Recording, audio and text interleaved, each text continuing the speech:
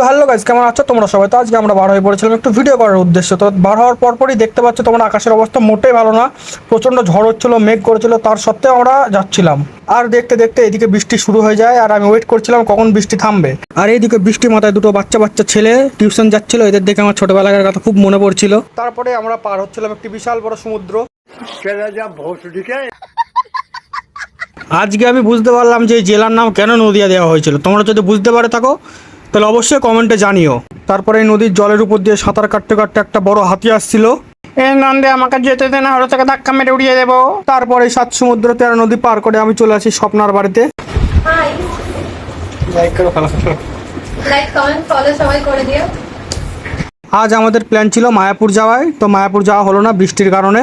তো আজ আমরা স্বপ্নার বাড়িতেই কিছু রিলস করবো, তাই আমি রিং লাইটটা সেট করছিলাম আর স্বপ্নের দিকে রিলস দেখছিল।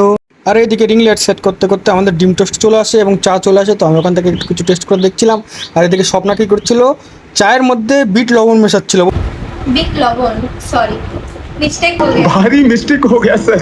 তো চাটা খাওয়া শেষ করে আমরা এখানে কিছু রিলস প্র্যাকটিস করে নিচ্ছিলাম, কেমন কি হচ্ছে না সেগুলো দেখছিলাম, ট্রাই করছিলাম। তো রিলস আমাদের করা শেষ, এবার আমাদের বাড়ি যাওয়ার পালা। তো চলো আমরা এখন বাড়ির দিকে যাব। তারপরে দেখি গাড়ির সিটে বৃষ্টি পড়ে, সিটটা পুরো ভিজে গেছে।